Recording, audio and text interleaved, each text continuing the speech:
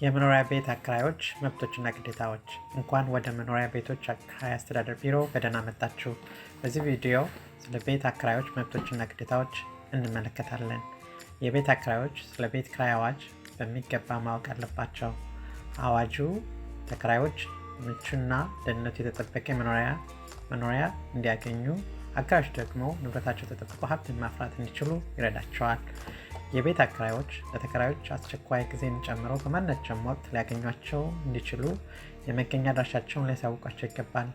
በአዋጁ መሰረት ከሳስካቸዋን ግዛት ውጭ የሚኖሩ የቤት አከራዮች በግዛቱ ውስጥ የስራ አድራሻ ወይንም ደግሞ ተወካይ ሊኖራቸው ይገባል። ከሳስካቸዋን ግዛት ውጭ የሚኖሩ አከራዮች ህጋዊ ወኪል የሚወክሉበትን ቅጽ ከድረገጻችን በማግኘት ወኪል ሊወክሉ ይችላሉ።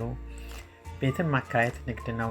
በመሆኑም በአዋጁ መሰረት የቤት አከራዮች ስለ ሁሉም አይነት ኪራይ በቂ የጽሑፍ ማስረጃ መዝግበው ሊያኖሩ ይገባል። ይህን ማድረጋቸው መብታቸው እንዲከበርላቸው እና ንብረታቸው ዋጋውን ጠብቆ እንዲቆይ ያደርግላቸዋል። ቤት ተከራይ በሚያፈላልጉበት ወቅት አከራዮች ቤቱን ለመከራየት ከሚፈልጉ ተከራዮች የማመልከቻ ኪራይ መጠየቅ አይችሉም። ነገር ግን የኪራይ ውል ከተፈጸመ በኋላ አከራዮች ከተከራዮች በቤቱ ላይ ለሚደርስ ጉዳት የደህንነት ዋስትና ወይም መጠባበቂያ ከአንድ ወር የቤት ኪራይ ዋጋ ያልበለጠ ገንዘብ መቀበል ይችላሉ። አከራዮች ከመጀመሪያው የኪራይ ቀን ጀምሮ ለተከራይ የቤቱን ቁልፍ ማስረከብ አለባቸው። ሁለቱም ወገኖች እስካልተስማሙ ድረስ ማናቸውም በተናጠል ቁልፍ መቀየር አይችሉም።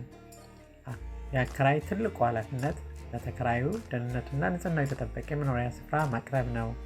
በመሆኑም ተከራዩ ንብረቱን ወደ ቤቱ በሚያስገባበት እና ቤቱን ለቆ በሚወጣበት ወቅት በቦታው በመገኘት ቤቱ አመቺ መሆኑን መገምገም፣ እንዲሁም በኪራይ ወቅት በቤቱ ውስጥ የሚፈጠሩ ተባዮችን በማስወገድ እና አስፈላጊ የሆኑ ጥገናዎች በማድረግ መሳተፍ ይጠበቅበታል። የኪራይ ውሉ በሚጠናቀቅበትም ወቅት ለንብረት ጉዳት መጠባበቂያ ተብሎ የተያዘውን ገንዘብ ለተከራዩ የመመለስ ግዴታ ያለበት ሲሆን፣ ነገር ግን በቤቱ ላይ የደረሰ ጉዳት ካለ ከተከራዩ ጋር በተገቢው መንገድ በመነጋገር የያዘውን ገንዘብ በከፊል ወይም በሙሉ የማስቀረት መብት አለው። አከራይም ሆነ ተከራይ የኪራይ አዋጁን በሚገባ መረዳት ያስፈልጋል። መብትዎንና ግዴታውን ማወቅ የኪራይ ሂደቱን ለሁሉም ቀላል ያደርገዋልና።